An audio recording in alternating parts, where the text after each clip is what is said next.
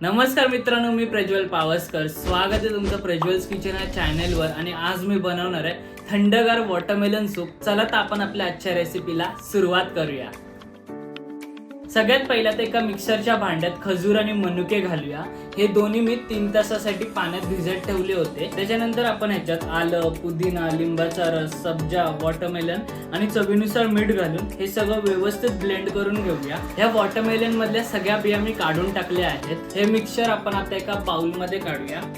आता हा उरलेला कलिंगड आणि बर्फ मिक्सरच्या भांड्यात घालून ज्यूस तयार करून घेऊया. आता हे ज्यूस या मिक्सर मध्ये घालून व्यवस्थित मिक्स करून घेऊया.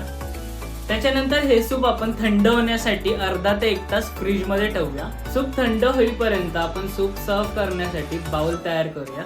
बाउल बनवण्यासाठी आपण वॉटरमेलन उभा न कापता आडवा कापूया आणि ह्याच्या आतला सगळा पल्प बाजूला काढून ठेवूया.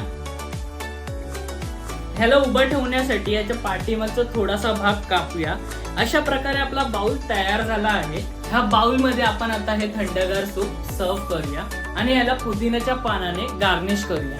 तर फायनली थंडगार वॉटरमेलन सूप तयार झाला आहे. तुम्ही पण तुमच्या घरी ही रेसिपी ट्राय करा आणि आवडली तर कमेंट करून नक्की सांगा. चला तर मित्रांनो, आजची माझी रेसिपी बनवून झाली आहे आणि इथेच मी माझा व्हिडिओ एंड करतो.